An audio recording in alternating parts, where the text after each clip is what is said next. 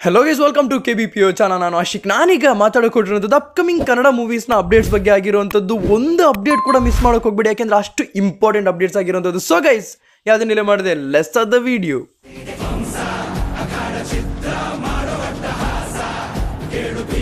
ಮೊದಲನೇದಾಗಿ ಮ್ಯಾಕ್ಸ್ ಬಗ್ಗೆ ಹೇಳೋದಾದರೆ, ಮ್ಯಾಕ್ಸ್ ಸಿನಿಮಾ ಏನಿದೆ ಅದರದ್ದೊಂದು ಟೀಸರ್ ಅಥವಾ ಟ್ರೈಲರ್ ಒಂದು ಲೀಕ್ ಆಗೋಗಿದೆ, ಅಥವಾ ರಿಲೀಸ್ ಡೇಟ್ ಟ್ರೈಲರ್ ಥರನೇ ಒಂದು ಗ್ಲಿಮ್ಸ್ ಆಗಿರುವಂಥದ್ದು. ಇದು ನಿಮಗೆ ಆಡಿಯೋ ಒಂಥರ ಮಿಸ್ ಮ್ಯಾಚ್ ಆಗಿ ಕೂಡ ಕಾಣ್ತಾ ಇದೆ. ಆ್ಯಂಡ್ ಈ ಒಂದು ಟ್ರೈಲರ್ ಲೀಕ್ ಆಗಿರೋದಕ್ಕೋಸ್ಕರನೇ ಇವರು ಕಿಚ್ಚ ಸುದೀಪ್ ಅವರು ಏನು ಮಾಡ್ತಾರೆ, ಅಫಿಷಿಯಲಿ ಅವರ ಒಂದು ಟ್ವಿಟರ್ ಪೇಜಲ್ಲಿ ಕೂಡ ಹಾಕ್ತಾರೆ. ಯಾಕೆಂದರೆ ಅಫಿಷಿಯಲ್ ಯೂಟ್ಯೂಬಲ್ಲಿ ಹಾಕೋದಕ್ಕೆ ಅಷ್ಟು ದೊಡ್ಡದಾಗಿ ಅದನ್ನು ಆಪ್ಟಿಮೈಸ್ ಮಾಡಿಲ್ಲ, ಯಾಕೆಂದರೆ ಅದೊಂದು ಥಿಯೇಟ್ರಿಕಲ್ ಎಕ್ಸ್ಪೀರಿಯನ್ಸಿಗೋಸ್ಕರ ಮಾಡಿರೋವಂಥದ್ದು. ಆ್ಯಂಡ್ ಅದು ಥಿಯೇಟ್ರಲ್ಲೇ ಬರುತ್ತೆ, ಅಂದರೆ ಬೇಕಾದ್ರೆ ಅದ್ರ ಮಧ್ಯದಲ್ಲಿ ಬರೋದಕ್ಕೋಸ್ಕರ ಮಾಡಿರೋವಂಥದ್ದು. ಅದು ಆಲ್ರೆಡಿ ಲೀಕ್ ಆಗಿದೆ. ಸೊ ಅದಕ್ಕೋಸ್ಕರ ಅವರು ಅದನ್ನು ಟ್ವಿಟರಲ್ಲಿ ಹಾಕಿದ್ದಾರೆ. ಯೂಟ್ಯೂಬಲ್ಲಿ ಬಂದಾಗ ಎಕ್ಸಾಕ್ಟ್ಲಿ ಮೊಬೈಲಿಗೆ ಯಾವ ಎಕ್ಸ್ಪೀರಿಯನ್ಸ್ ಬರಬೇಕು ಆ ಎಕ್ಸ್ಪೀರಿಯನ್ಸ್ ಜೊತೆನೇ ಬರುತ್ತೆ ಅಂತಲೇ ಹೇಳ್ಬೋದು. ಇಲ್ಲಿ ಸ್ವಲ್ಪ ನಿಮಗೆ DTS ಅಥವಾ ಏನು ಥಿಯೇಟ್ರಿಕಲ್ ಸೌಂಡ್ ಸಿಸ್ಟಮ್ನ ಎನ್ಹ್ಯಾನ್ಸ್ ಮಾಡಿರೋವಂಥದ್ದು ನಮಗೆ ಖುಷಿಯಾಗುತ್ತೆ. ಈ ಥರದಾಗ ಕೇಳೋದಕ್ಕೇನೆ ಒಂಥರ ಖುಷಿಯಾಗುತ್ತೆ ಅಂತಲೇ ಹೇಳ್ಬೋದು.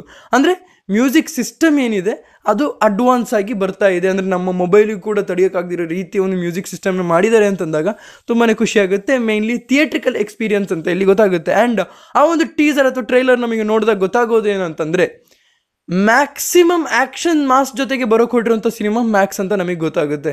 ಇದೆಲ್ಲ ನೋಡಬೇಕಾದ್ರೆ ನಿಮಗೆ ಏನಂತದ್ದು ಬಿಟ್ಟು ಕಮೆಂಟ್ ಸೆಕ್ಷನ್ ತಿಳಿಸಿ. ಹಾಗೆಯೇ ಕಿಚ್ಚ ಸುದೀಪ್ ಅವರು ಹೇಳಿರುವಂಥ ಮಾತು, UI ಜೊತೆ ಕ್ಲಾಶ್ ಅಂತೆಲ್ಲ ಮಾತಾಡಬೇಕಾದ್ರೆ, ಈ ಥರ ಎಲ್ಲ ಓಡ್ತಿರ್ಬೇಕಾದ್ರೆ, ನನಗೆ ಎರಡೂ ಸಿನಿಮಾ ಸಕ್ಸಸ್ ಆಗಬೇಕು, ಮ್ಯಾಕ್ಸ್ ಮತ್ತು UI ಎರಡೂ ಸಿನಿಮಾ ಸಕ್ಸಸ್ ಆಗಬೇಕು ಅನ್ನೋದು ನನ್ನ ಒಂದು ಆಸೆ ಅಂತ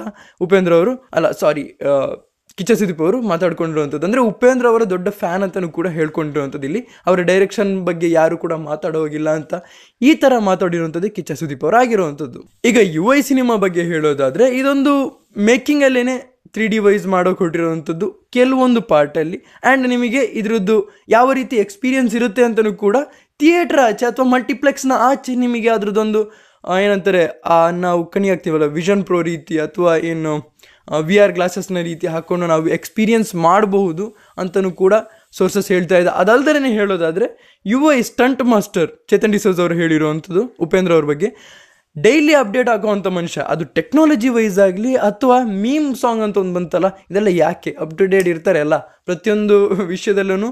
ಅಂದರೆ ರಾಜಕೀಯವಾಗಿ ಹೇಗಿರಬೇಕು, ಒಂದು ಮನುಷ್ಯನಾಗಿ ಹೇಗಿರಬೇಕು, ಅಥವಾ ಡೈರೆಕ್ಷನಲ್ಲಿ ಹೀರೋ ಆಗಿ ಡೈರೆಕ್ಟರ್ ಆಗಿ ಹೇಗಿರಬೇಕು ಅನ್ನೋದು ಪ್ರತಿದಿನ ಅಪ್ಡೇಟ್ ಆಗುವಂಥ ವ್ಯಕ್ತಿ ಅಂತ ಚೇತನ್ ಡಿಸೋಜ ಆ್ಯಕ್ಷನ್ ಮಾಸ್ಟರ್ ಹೇಳಿರುವಂಥ ಮಾತು. ಆ್ಯಂಡ್ ಇವರು ಮ್ಯಾಕ್ಸ್ನ ಕೂಡ ಸ್ಟಂಟ್ ಡೈರೆಕ್ಟರ್ ಆಗಿರುವಂಥದ್ದು. ಆ್ಯಂಡ್ ಧೀರೇನ್ ರಾಜ್ಕುಮಾರ್ ಅವರು ಗೀತಾ ಪಿಕ್ಚರ್ಸ್ ಜೊತೆ, ಅಂದರೆ ಆಲ್ರೆಡಿ ಶಿವರಾಜ್ ಕುಮಾರ್ ಅವರಿಗೆ ಇವರು ಪಿಕ್ಚರ್ಸ್ನ ಮಾಡ್ತಾಯಿದ್ರು, ಗೀತಾ ಪಿಕ್ಚರ್ಸ್ ಅವರು. ಈಗ ಧೀರೇನ್ ರಾಜ್ಕುಮಾರ್ ಅವರಿಗೂ ಕೂಡ ಮಾಡ್ತಿರಂದಾಗ ನಮಗೆ ಇದೊಂದು ಖುಷಿಯಾಗಿರೋಂಥ ಅಪ್ಡೇಟ್. ಯಾಕೆ ಅಂತಂದರೆ, ಒಂದು ಸೈಫೈ ಬೇಸ್ಡ್ ಮೂವಿ ಪೋಸ್ಟೆಲ್ಲ ನೋಡ್ತಿದ್ದೆ, ಹಂಗೆ ಕಾಣಿಸ್ತಾ ಇದೆ ಸೈಫೈ ಬೇಸ್ಡ್ ಮೂವಿನ ಮಾಡೋಕೆ ಕೊಟ್ಟಿರೋದು ಅಂತ ಹೇಳ್ತಿರುವಂಥದ್ದು. ನೋಡೋಣ ಅಪ್ಕಮಿಂಗ್ ಡೇಸಲ್ಲೇ ಅಪ್ಡೇಟ್ಸ್ ನಮಗೆ ಪಕ್ಕಾ ಆಗಿ ಸಿಗುವಂಥದ್ದು ಯಾವ ರೀತಿ ಸಿನಿಮಾನ ಮಾಡೋಕೆ ಹೊರಟಿದ್ದಾರೆ ಅಂತ. ಎಕ್ಕ ಸಿನಿಮಾ ಬಗ್ಗೆ ಮಾತಾಡೋದಾದರೆ, ಯುವರಾಜ್ ಕುಮಾರ್ ಅವರ 2ನೇ ಸಿನಿಮಾ. ಇದರಲ್ಲಿ ಆನ್ ಬೋರ್ಡಲ್ಲಿ ಕುಲಕರ್ಣಿ ಅವರು ಬರೋಕೆ ಹೊರಟಿದ್ದಾರೆ. ಅಂದರೆ ಇವ್ರ ಆ್ಯಕ್ಟಿಂಗ್ ನಾನು ಉಗ್ರಮಲ್ಲಿ ನೋಡಿ ದಂಗಾಗೋಗಿದ್ದೆ. ವಾವ್, ಏನು ಆ್ಯಕ್ಟಿಂಗ್ ಮಾಡ್ತಾರೆ ಗುರು. ಇವ್ರ ಎಕ್ಸ್ಪ್ರೆಷನಲ್ಲೇ ನಮಗೆ ಆ ಒಂದು ಬಿಲ್ಡಪ್ ಕಂಡಿದ್ದು ಅಂತಲೇ ಹೇಳ್ಬೋದು.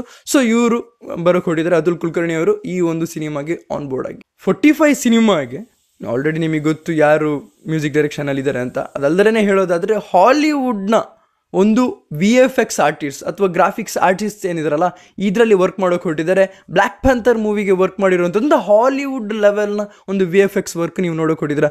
ತುಂಬಾ ಎಕ್ಸ್ಪೆಕ್ಟೇಷನ್ ಜಾಸ್ತಿ ಮಾಡ್ತಿರುವಂಥದ್ದು 45 ಸಿನಿಮಾದಲ್ಲಿ VFX ಮೇಲೆ ಆಗಿರುವಂಥದ್ದು. ಆ್ಯಂಡ್ ಇಲ್ಲಿ ನಾನು ಎಕ್ಸ್ಪೆಕ್ಟ್ ಮಾಡ್ತಾ ಇದ್ದೀನಿ ಆ ರೀತಿ ಇರ್ಬೋದು ಅಂತ ಹೇಳ್ಬಿಟ್ಟು. ಟಾಕ್ಸಿಕ್ ಸಿನಿಮಾ ಬಗ್ಗೆ ತುಂಬಾ ದೊಡ್ಡ ಅಪ್ಡೇಟೇ ಬಂದಿದೆ ಅಂತಲೇ ಹೇಳ್ಬೋದು.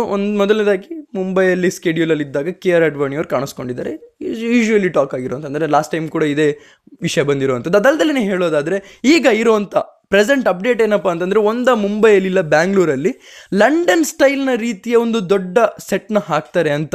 ಆ್ಯಂಡ್ ಅದರಲ್ಲಿ ಶೂಟಿಂಗ್ ಕೂಡ ನಡೆಯುತ್ತೆ. ವಿಷಯ ಏನಪ್ಪ ಅಂತಂದರೆ, 400ರಿಂದ 500 ಕೋಟಿ ಅಂತ ಮಾತಾಡ್ಕೊತಾರೆ. ಬಟ್ 400ರಿಂದ 500 ಕೋಟಿ ಅಂತ ಸುಮ್ಮನೆ ಹೇಳೋದು ಬೇಡ, 450 crores ಒಂದು ಆ್ಯಾವ್ರೇಜಲ್ಲಿ ತೊಗೊಳ್ಳೋಣ. ಯಾಕೆ ಅಂತಂದರೆ ರೆನ್ಯೂಮರೇಷನ್ ಬಿಟ್ಟು 400 crores ಬಜೆಟಲ್ಲಿ ಮಾಡೋಕೆ ಹೊರಟಿರುವಂಥದ್ದು. ಅಂದರೆ ಹ್ಯೂಜ್ ಸಿನಿಮಾ ಏನಿದೆ ಹ್ಯೂಜ್ ಬಜೆಟಲ್ಲಿ ಬರ್ತಾ ಇದೆ. ಆ್ಯಂಡ್ ಇದು ಯಶ್ ಅವರಿಗೆ ಹ್ಯೂಜ್ ಬಜೆಟೇ ಆಗಿರುವಂಥದ್ದು. ಯಾಕೆಂದರೆ KGF Chapter 2 ಕೂಡ 100 crores ಆಗಿ 1200 crores ದಾಟಿರುವಂಥದ್ದು. ಆದರೆ ಈ ಒಂದು ಸಿನಿಮಾ ಏನಿದೆ ಆಗ್ತಿರೋದೇ 400 crores ಬಜೆಟಲ್ಲಿ ಆಗ್ತಿರೋವಂಥದ್ದು.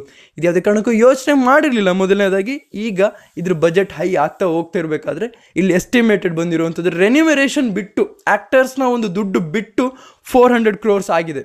ನಿಮಗೇನು ಅನ್ಸುತ್ತೆ ದಯವಿಟ್ಟು ಕಮೆಂಟ್ ಸೆಕ್ಷನ್ ತಿಳಿಸಿ. ಟಾಕ್ಸಿಕ್ ಸಿನಿಮಾ ಎಷ್ಟು ಹ್ಯೂಜ್ ಆಗಿ ಬರೋ ಕೊಟ್ಟಿದೆ ಅಂತ. ಓಕೆ, ಈಗ ಎಕ್ಸ್ಪೆಕ್ಟೆಡ್ ಅಪ್ಡೇಟ್ನ ಹೇಳ್ತಿದ್ದೀನಿ. ಅಂದರೆ ನೀವೆಲ್ಲ ಆಲ್ರೆಡಿ ನೋಡಿರ್ತೀರ, ರಿಷಬ್ ಶೆಟ್ಟಿ ಅವರು ತುಂಬಾ ಖುಷಿಯಾಗಿದ್ದಾರೆ. ಈ ಒಂದು ರೋಲಿಗೆ ಕಾಯ್ತಾ ಇದ್ರು, ಈ ಥರ ಒಂದು ರೋಲ್ನ ಮಾಡಬೇಕು ಅಂತಲೂ ಕೂಡ ಕಾಯ್ತಾ ಇದ್ರು.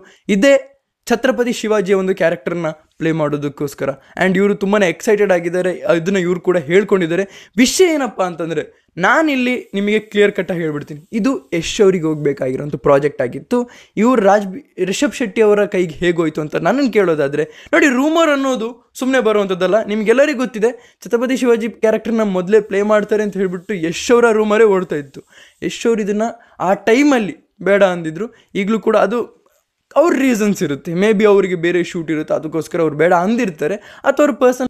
ಹಾಗೆಯೇ ಈಗ ಪುಷ್ಪ 2 ಮೂವಿಯ ಬಗ್ಗೆ ಹೇಳೋದಾದರೆ, ಬಿಗ್ಗೆಸ್ಟ್ ಓಪನಿಂಗ್ ಅಂತಲೇ ಹೇಳ್ಬೋದು. Highest collection first opening day ಅಂದಲ್ಲಿ, ಅಂದರೆ ಹೈಯೆಸ್ಟ್ ಕಲೆಕ್ಷನ್ ಅಂದರೆ ಎಂಟೈರ್ ಟೈಮಲ್ಲ, ನಾನು ಹೇಳ್ತಾ ಇದ್ದೆ 1000 crores ಒಂದು ಬಾಕ್ಸ್ ಆಫೀಸಲ್ಲಿ ಸೇರೋ ಅಂಥ ಒಂದು ಸಿನಿಮಾ ಅಂತಂದರೆ ಅದು ಇದೇ ಆಗಿರೋವಂಥದ್ದು ಅಂತ.